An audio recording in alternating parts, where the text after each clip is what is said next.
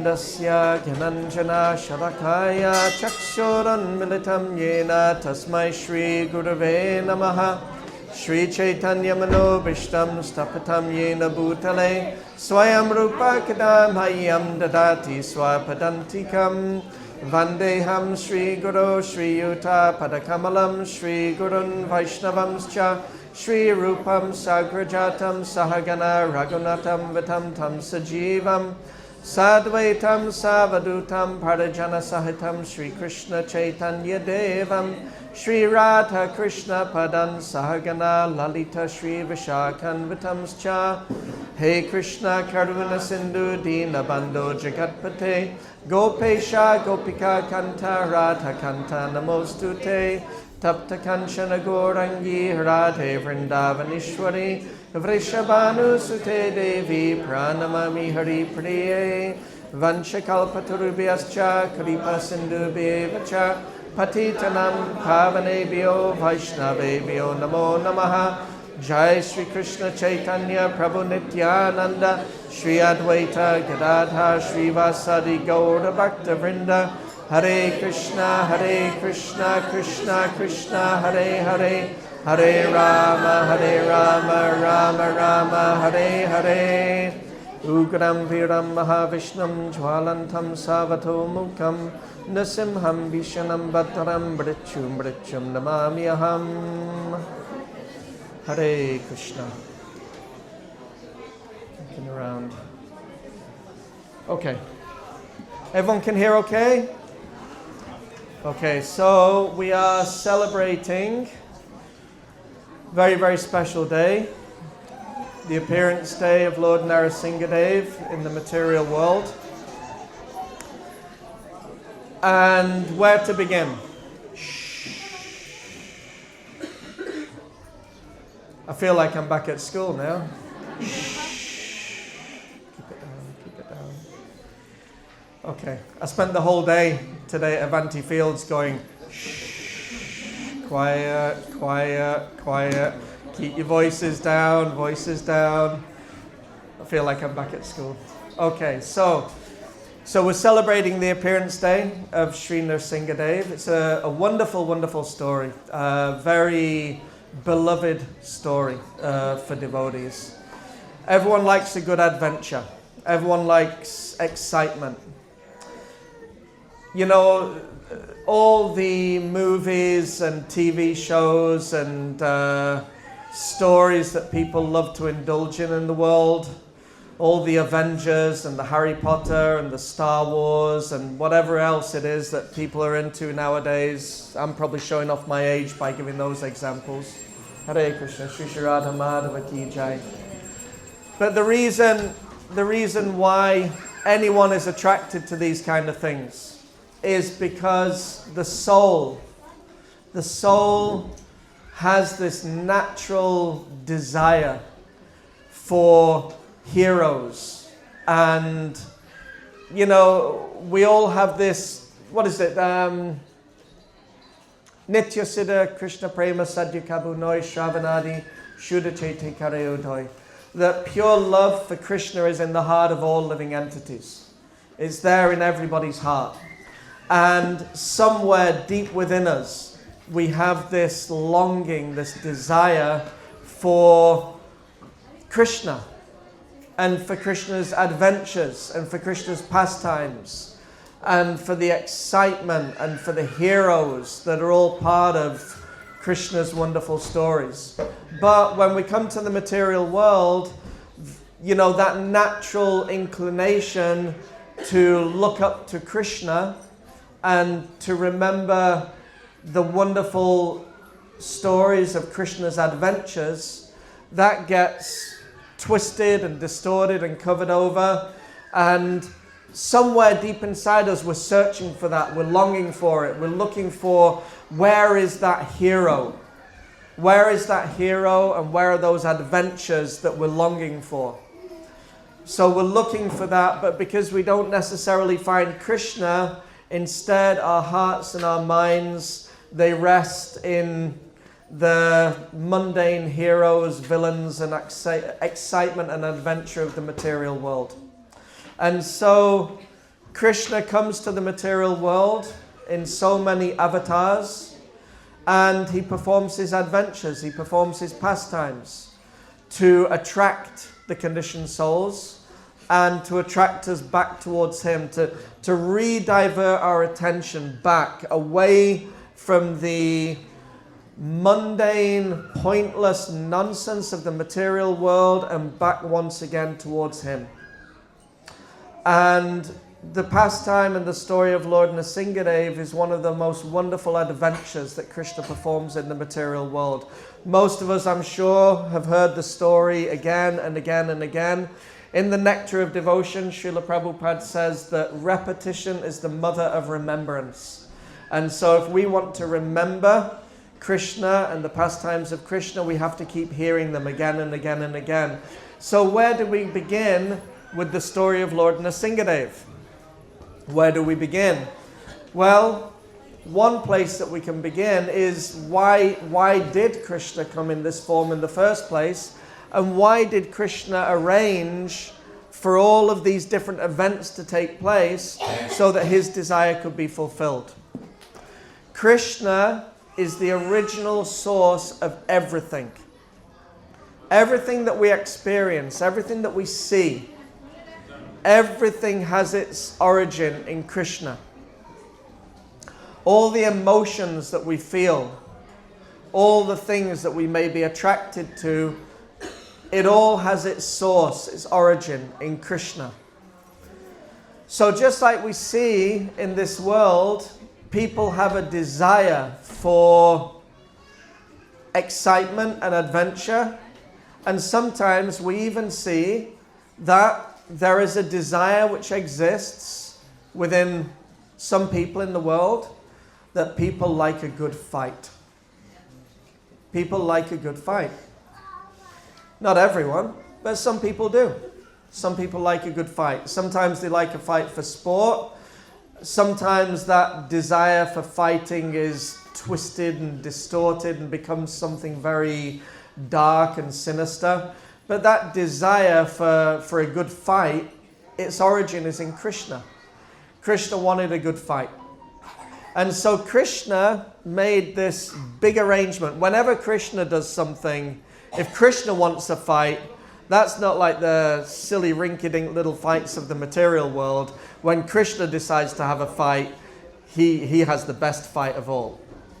And he makes the biggest and the best arrangements. And so the story of Lord Nrsimhadev begins with this desire that Krishna wanted a good fight. But in the spiritual world, who does he have to fight against? Everyone's his devotee. In the spiritual world, everyone is Krishna's devotee. Sometimes Krishna play fights with his cowherd boyfriends. In fact, I heard the other day that, Krishna is defeated by devotion.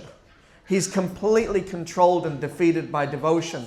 So when Krishna went to Mathura, and I was reading Kadamba Kanana Maharaj. He was explaining how, when Krishna went to Mathura and there's these big wrestlers, Chanura and Mushtika, they're twice the size of Krishna, big, heavy, strong wrestlers. So Kadamba Kanana Maharaj, anyone knows he has such a wonderful, sweet sense of humor. He says when Krishna walked into the wrestling arena, some people were thinking, this is not a fair fight. This is not a fair fight. How is it that someone of this size can fight with these wrestlers? Kadamba Kanana Maharaj said, and it's true, it wasn't fair. Look at these tiny little wrestlers against Krishna. What chance do they stand? So the people in Mathura, they're thinking, the wrestlers are twice as big. But actually, Krishna's the source of all strength. They never stood a chance against him. So Krishna easily defeats these wrestlers. But after this wrestling match where he defeats these big, strong, powerful wrestlers, Krishna's cowherd boyfriend said, okay, Krishna, come on then, now we're going to have a fight. And Krishna was defeated by his cowherd boyfriends because they have so much love and devotion that Krishna becomes overpowered by the love and devotion of his devotees. So when Krishna wants to have a fight, the best people to fight against is his devotees. But when Krishna really wants to have a serious fight, his devotees at the end of the day, they don't want to hurt him. So Krishna makes this arrangement that two of Krishna's great devotees, or two of Lord Narayan's great devotees, Jai and Vijay, there was this arrangement made where they became a little confused and they made some offense against some devotees who arrived at the gates of Vaikuntha. And Jai and Vijay were cursed. They were cursed. And they had a choice. You can either go to the material world 3 times as demons, or you can go 7 times as devotees. And they said, well, we want to get back here as quick as we can, so we'll go 3 times as demons. So they came to the material world in 3 different appearances. Hiranyakashipu and Hiranyaksha, Ravan and Kumbhakarna, and Dantavakra and Shishupal. So the first, Hiranyaksha fought against Lord Narayan in his form as Varaha, the boar incarnation. Ravan and Kumbhakarna fought against Lord Ram. Shishupal, Dantavakra, they fought against Krishna. But today we're hearing the story of Lord Nrsimhadev fighting with Hiranyakashipu. And actually, it's a bit of a misconception sometimes that devotees have. Lord Nrsimhadev does not appear at dusk. We break our fast at dusk, but Lord Nrsimhadev doesn't appear at dusk. Lord Nrsimhadev appeared about 6.5 hours ago, and he spent the whole day today having a really good fight. First of all, he spent hours fighting all the armies of Hiranyakashipu. And then, probably around about this time, he's fighting with Hiranyakashipu himself. So the story begins, Jai and Vijay, they come to the material world. But actually, when we read the Srimad Bhagavatam, who is this the story of? Is it the story of Lord Nrsimhadev? It's really not the story of Lord Nrsimhadev. This is the story of Prahlad Maharaj. Today, we're not just celebrating the appearance day of Lord Nrsimhadev, we're celebrating the glories of the devotees of the Lord. How Krishna's devotees are so very, very dear to him that Krishna will go to any lengths to protect his devotees. So, kind of we're going a little bit backwards and forwards, but how is it that Lord Nrsimhadev had to appear in that form in the first place? Well, Hiranyakashipu, this big demon, he had a desire. And his desire was to be immortal. He wanted to be immortal. So, he performed so many austerities for such a very, very long time. He's performing austerities, he's standing on one leg, he's arms in the air, doing all these austerities. Eventually fire is coming out of his head. A termite nest takes over his whole body, devours practically his whole body. But he's such a powerful yogi that he's keeping the life airs moving within his bones. And eventually his austerities, they cause an imbalance in the material universe. And the demigods, they go to Lord Brahma. Lord Brahma is chief of all the demigods. He's the original person in the material world. And they go and they ask him, please go and deal with Hiranyakashipu. So Lord Brahma, he comes down, he goes to where Hiranyakashipu was. You couldn't even see him. Completely covered by a termite hill. Nothing but bones. But Lord Brahma, he took his Kamandalu water pot, poured sacred water on what was left of Hiranyakashipu and restored his body. And he said, okay, what do you want? Hiranyakashipu said, I want to be immortal. Lord Brahma said, I cannot give you something that I cannot give you something that I do not possess. I live longer than anyone else in the material world, but I am not immortal. I am born and I die. I cannot give you something that I don't possess. Ask me for something else. So then Hiranyakashipu thought, he was actually very intelligent. This is one thing, is that, demons are very intelligent people. but they have demoniac intelligence. So he was quite intelligent. He thought, I'm going to trick him. So he said, give me the benediction that I cannot be killed in the daytime or in the nighttime. So Brahma said, okay, that I can do. Give me the benediction that I cannot be killed by any man or animal or any living creature that is known within the material universe. Okay, I can do that. Give me the benediction that I cannot be killed on land, sea, or sky. Okay, you can have that. Give me the benediction that I cannot be killed by any weapon. I can do that. Did we miss any? Day and night, inside or outside. Day and night was the other one. Don't. In the daytime, the nighttime, inside or outside, on land, sea, or sky, by any known living creature or man, and by any weapon. So Hiranyakashipu was thinking, okay, got him. I've got him. I've got him on a technicality here. I'm immortal by technicality. There's no one can get through these benedictions. And he became so powerful, so confident. He took over the whole material universe practically. He conquered the kingdom of Indra, conquered the demigods. He was so powerful and so feared that all he had to do was move his eyebrow and look at one of the demigods, like, twitched his eyebrow, and the demigods would back off, like scared of him. So really, really powerful. And actually, while he was performing his austerities, his wife, she was pregnant with his child. And the demigods, when they understood this, they said, it was actually, Lord Hiranyakashipu was off on his battles, conquering various cities and, kingdoms. And the demigods, they kidnapped his wife, and she was pregnant. And they were thinking, this boy, he's the son of Hiranyakashipu. He's going to cause as much trouble for us as Hiranyakashipu. As soon as he's born, we have to kill him. For the sake of everyone, for the sake of the whole world, we have to kill him. And so they were going to kill him, but then Narada Muni, great devotee, he appeared. He said, this child is not a demon. He's a great devotee, and you're not capable of killing him. Nothing can kill him. He's completely protected. So let me, I will take Hiranyakashipu's wife, and I will keep her in my protection.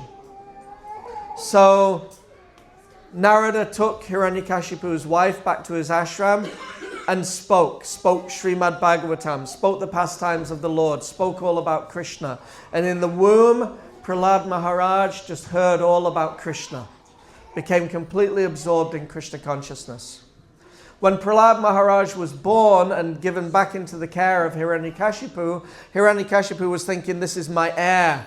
I'm going to train him to be a great demon. I'm going to train him to be a great demon. Send him to demon school and let him associate with other demons and train him to be the next great demon in my line. But in school, Prahlad, he's just talking all about Krishna.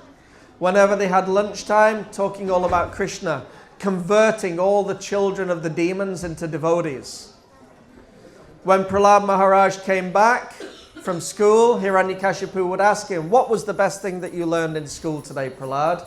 Prahlad said, Shravanam, Kirtanam, Vishnu Smaranam, Padasevanam, Archanam, Vandanam, Dasyam, Sakyam, Atmanivedanam. The best thing in life is hearing about Krishna, talking about Krishna, remembering Krishna, serving Krishna, praying to Krishna, becoming the friend of Krishna, becoming the servant of Krishna, surrendering everything to God. Hiranyakashipu was furious. And again and again and again, he sent him back, turn him into a demon. Stop this nonsense. Turn him into a demon. But every time Prahlad would come back, just more and more and more, just talking about Krishna. Eventually, Hiranyakashipu became so furious and so angry and so disgusted with his own son, a little 5-year-old boy, that he decided, I cannot allow this person to be part of my family. I will kill him. And he tried everything that he could to kill Prahlad Maharaj. Threw him off a cliff, falling down. Prahlad, Hare Krishna, Hare Krishna. Krishna just caught him, gently placed him down to earth. Tried stabbing him with spears. Spears just became blunt. Tried trampling him with elephants, burning him in fire. He placed him in the fire with his aunt, Holika. She burned. Prahlad Maharaj was fine. So many different ways that he tried to kill Prahlad. And eventually, Hiranyakashipu said to Prahlad Maharaj, "Where'd you get your power?" And Prahlad said just about the last thing that Hiranyakashipu wanted to hear. "I get my power from the same place that you get your power. From God, from Vishnu." Hiranyakashipu said, "Where is he? Where is your Vishnu? Show me where he is and I will kill him." "He's everywhere, Father. He's everywhere." They were in the palace, all around the palace, big pillars holding up the walls and ceiling of the palace. "Is he in this pillar?" "He's everywhere. He's in this pillar. He's everywhere. He's even in your heart." "He's in this pillar, then I will kill him." Hiranyakashipu took his sword and smashed his hand against the pillar. And there was a sound that came that sounded like it came from the depths of the universe, like a roaring sound like thunder. And then the pillar exploded, and from out of the pillar came this incredible form that no one had ever seen or heard of before. Jai Nrsimhadev. Shri Nrsimhadev ki jai. Half man, half lion. And at that moment, at the moment that the pillar exploded, at that moment because Hiranyakashipu had been trying to kill his devotee, kill a little child, a great devotee, pure devotee, Prahlad Maharaj. Lord Nrsimhadev was absolutely furious. Now I've always been scared of getting into fights, so I always run away. But I've heard from people who like to have a good fight that the point that they are the most angry is before they throw the first punch. It's that moment before they actually let that anger out, before they let that energy out. People who are very, very angry, who have got into fights, they've told me that it's before the fight begins, that's when they're at the angriest. That's when the energy has been building up and building up and building up. Once they throw the first punch, they sort of release a bit of that energy. When Lord Nrsimhadev appeared and the pillar exploded, at that moment, that is when he was at his angriest. What is it? Stanu Nrsimha? When he's in the pillar, ready to pounce. If anyone has been to Mayapur, that form of Lord Nrsimhadev, that is the form of Lord Nrsimhadev. His knees are bent,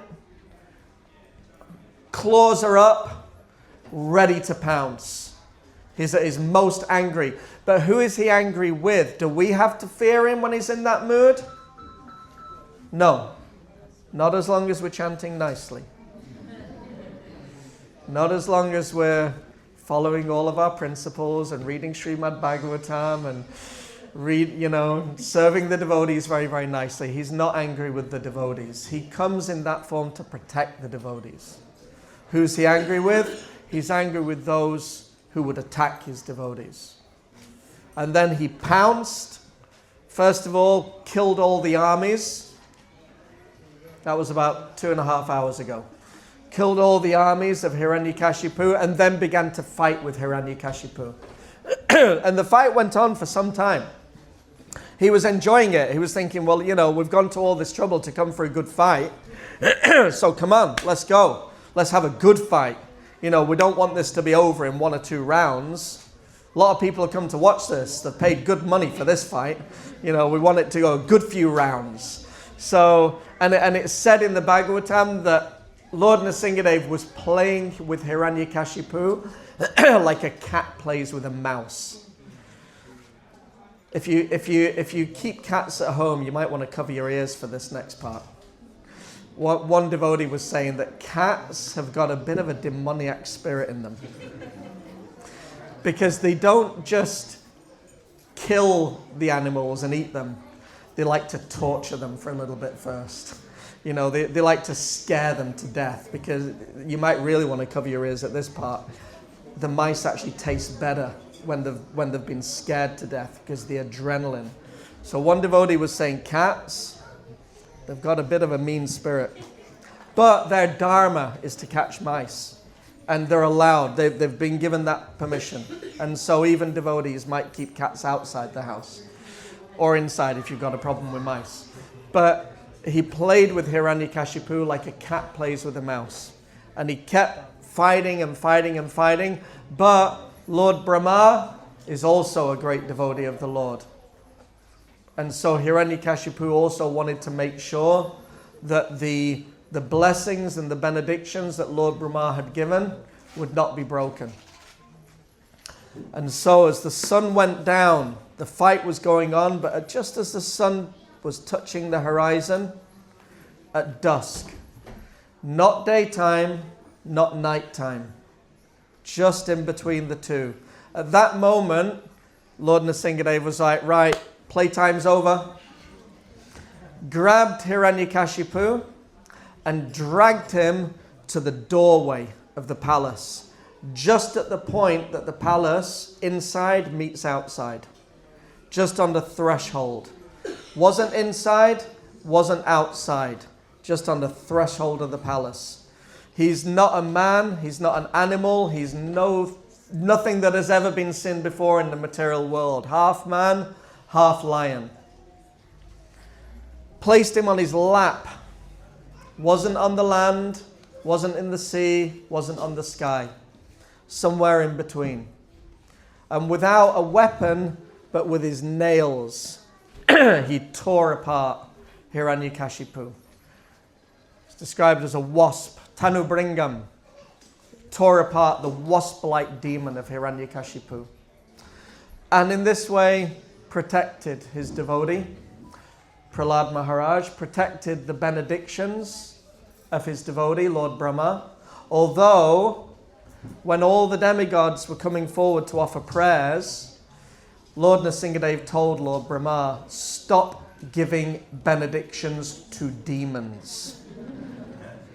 Stop it. Because it wasn't the first time. Stop giving these benedictions to demons. So, Lord Nrsimhadev is the protector. He's the protector of his devotees. Now, this is the story. But there are some important lessons to be learned from this story. And there are also some important sort of clarifications that are needed about Lord Nrsimhadev's position as being the protector of his devotees. Lord Nrsimhadev can, and Lord Nrsimhadev quite often does, protect his devotees from harm.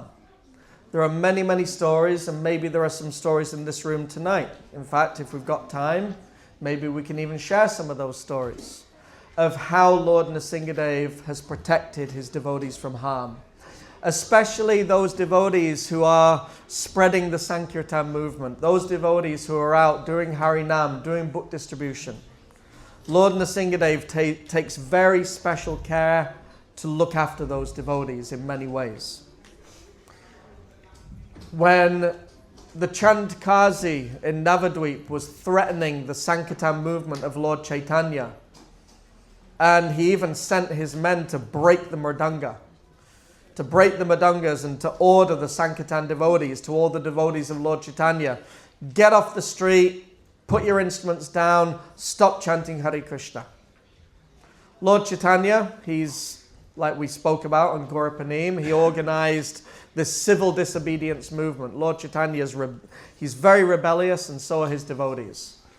So when they were told, don't go out on the street, Lord Chaitanya's response was, right, we're going to go out even more. And even more of us are going to go out than have ever been out before. And he organized a huge Sankirtan party and took it right to the door of the Chandkazi. Imagine if devotees were out on book distribution and the local police said no more book distribution, and so we got the whole yatra to take a Sankirtan party to the doorstep of the local police station. Might not go down so well.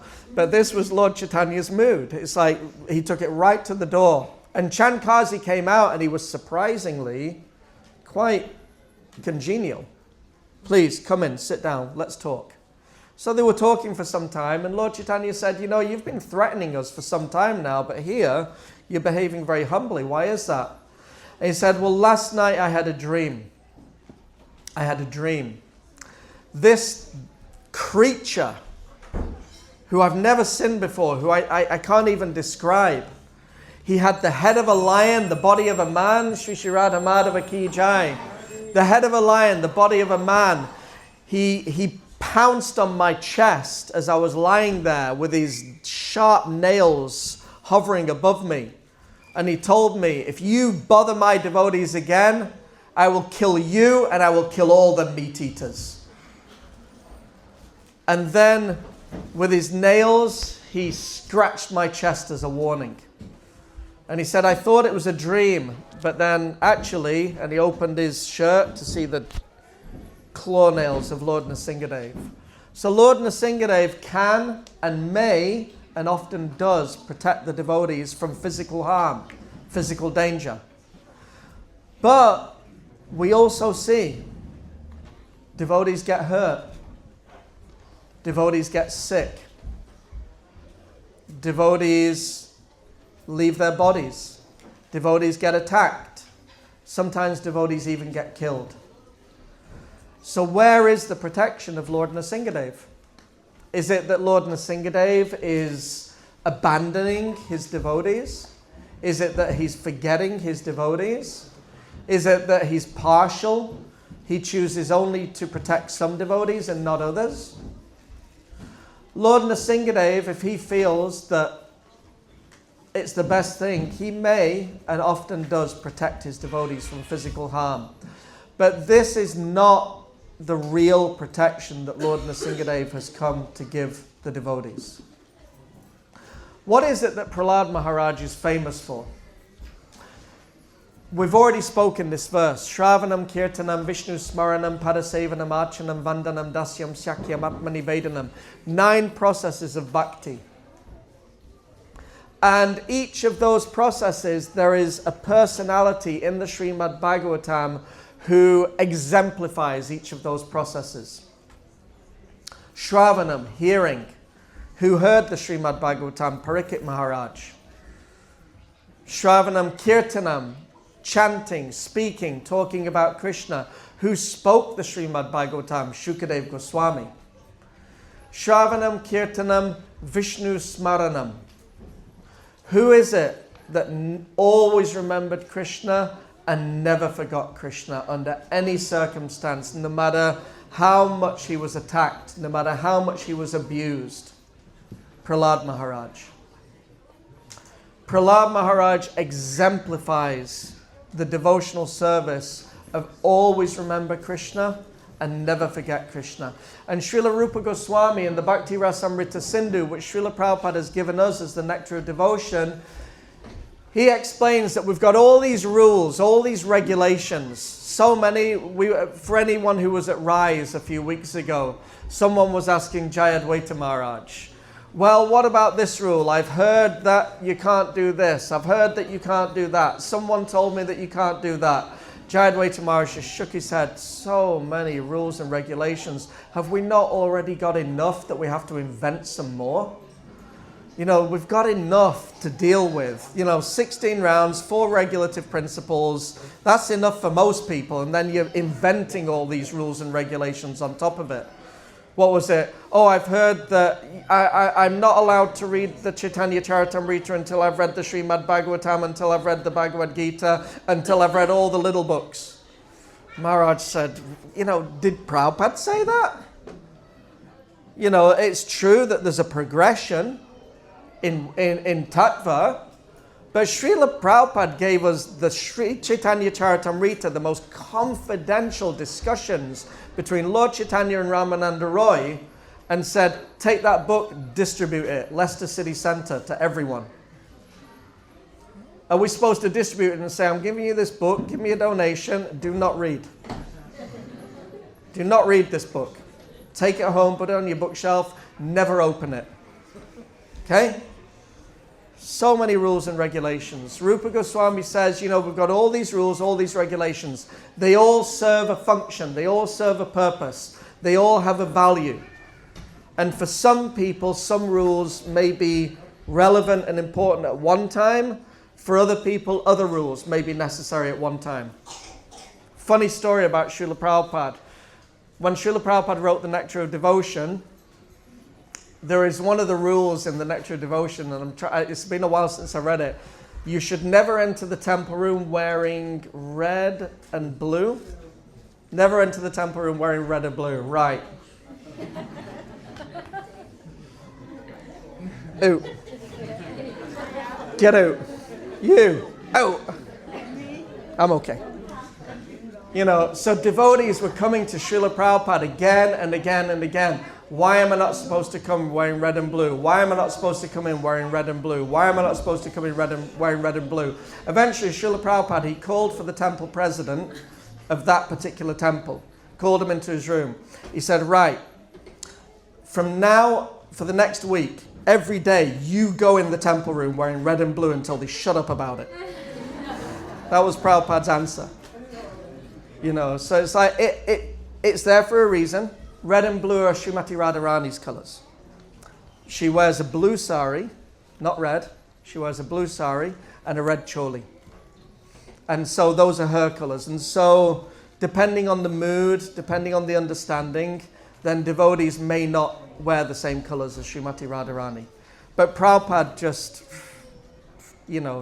maybe 40, 50 years down the line, when your chanting's at a certain level, you might choose not to wear red and blue. But right now, don't worry about it, But Rupa Goswami, he says, we've got all these rules, all these regulations, but there is one rule.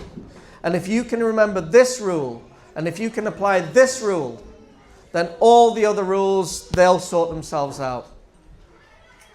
Always remember Krishna and never forget Krishna.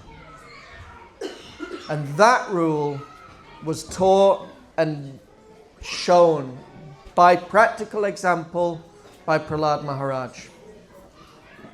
So, what is it that Lord Nrsimhadev protects? He may protect our health, he may not protect our health. When Srila Prabhupada was sick, on several occasions when he was sick, what was the prayer that he gave to his devotees?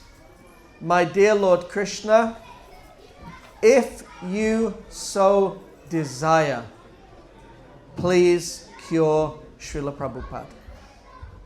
If you want, if that's what you want, if that's what's best.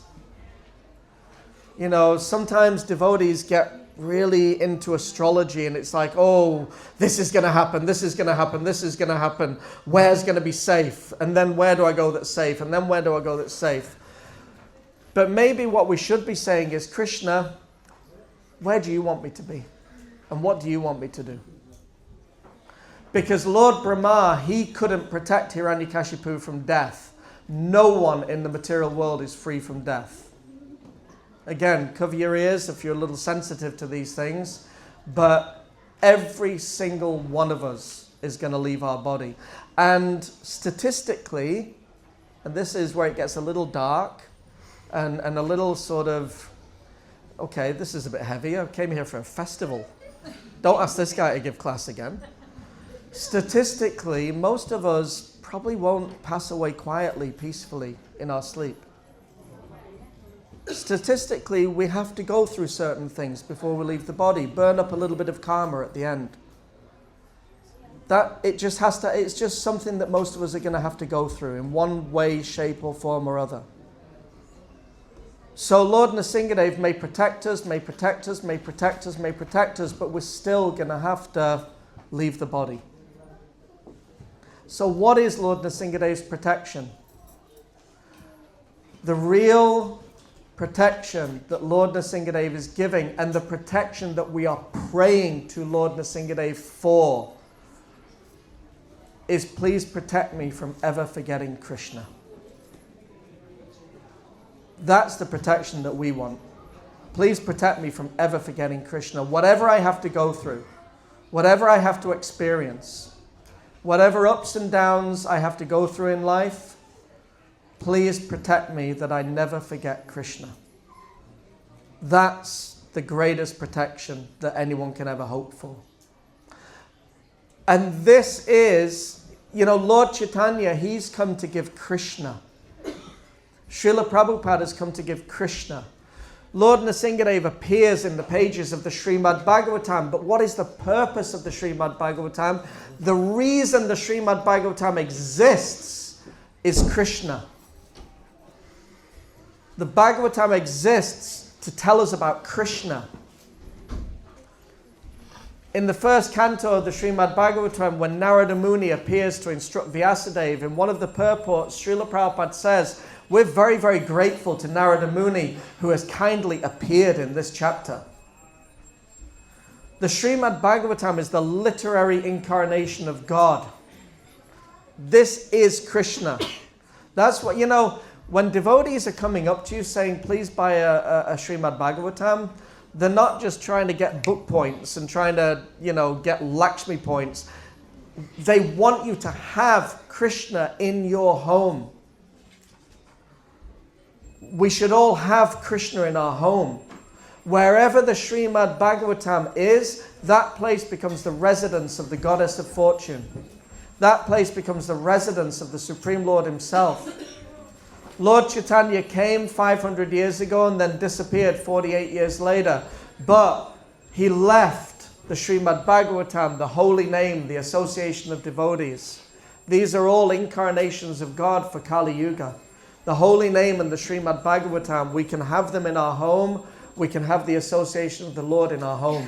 So the reason the Bhagavatam exists is Krishna. And every person who appears in the pages of the Bhagavatam, Sutta Goswami, like a baton race. If you run a baton race at school, you have the stick, pass it to the next person, pass it to the next person, pass it to the next person. You're the baton. We're the baton. Sutta Goswami grabs us by the hand. Right, come here, you. Okay, takes us to Shukadev Goswami. Take him. Go on. Shukadev Goswami takes us to Maitreya Rishi, Vidura, Uddhava. They take us to Narada Muni, Yudhisthira. They take us to Lord Nrsimhadev, to Lord Ram, to Vamanadev.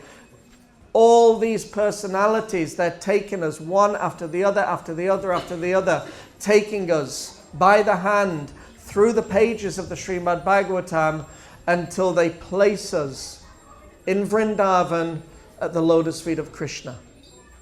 This is the purpose of the Srimad Bhagavatam. There are exceptions, there are always exceptions, and if any of you are the exception, it's not a bad exception to be.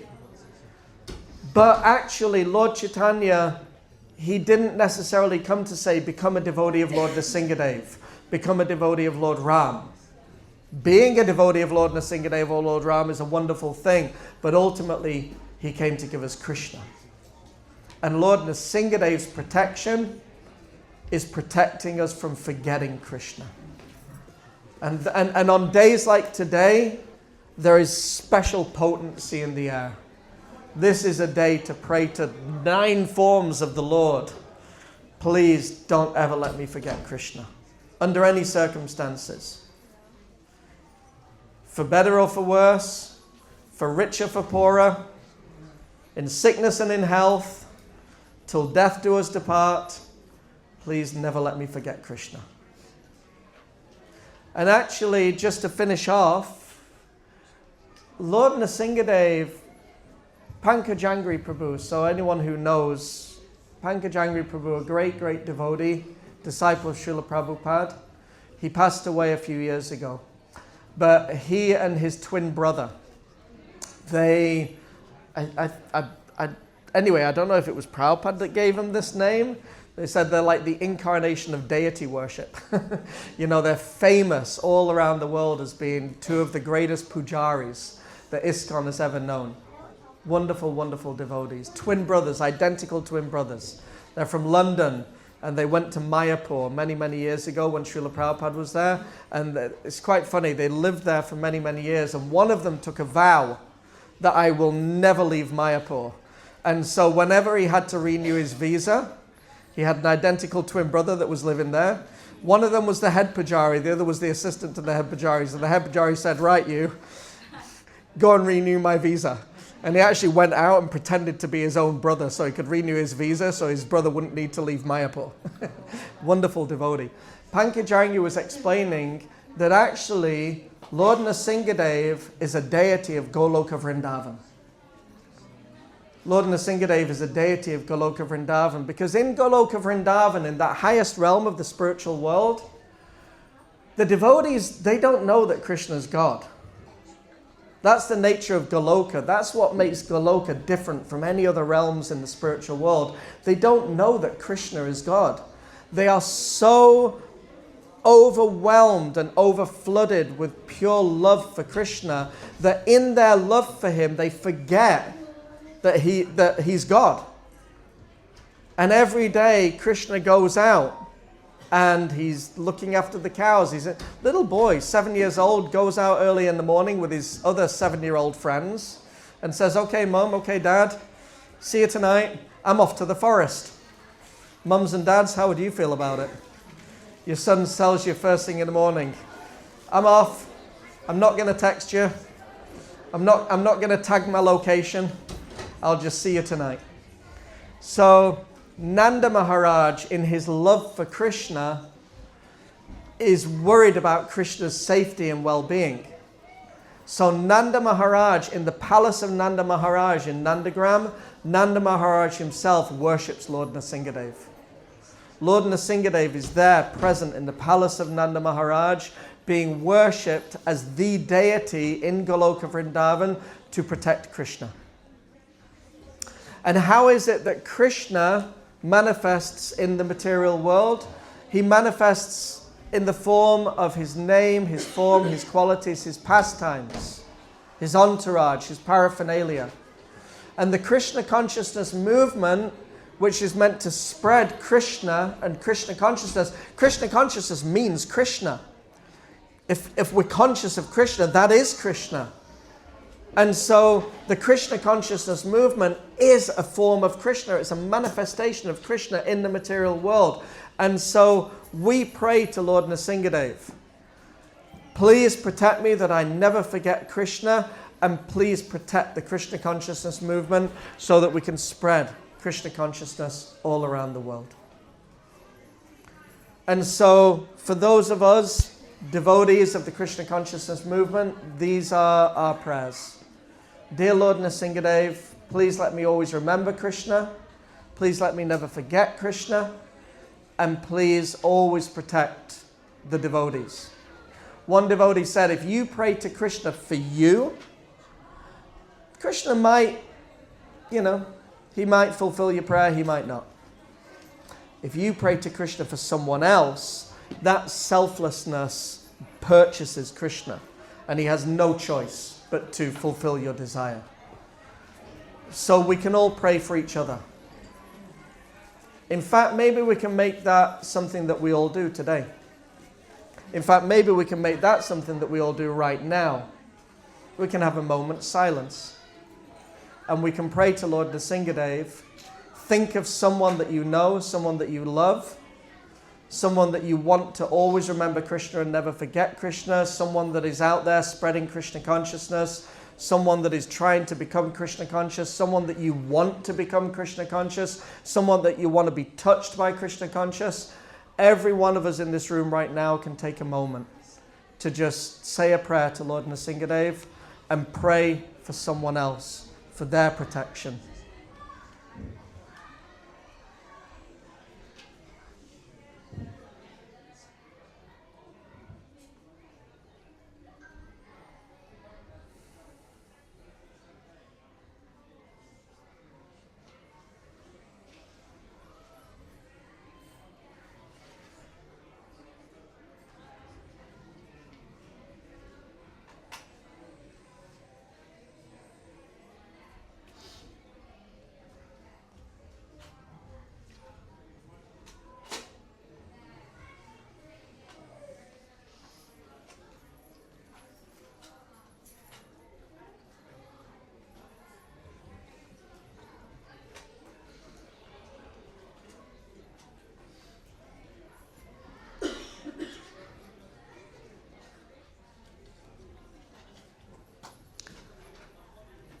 Shri Shri Lakshmi Nrsimhadev ki jai. Shri Shri Ugra Nrsimhadev ki jai.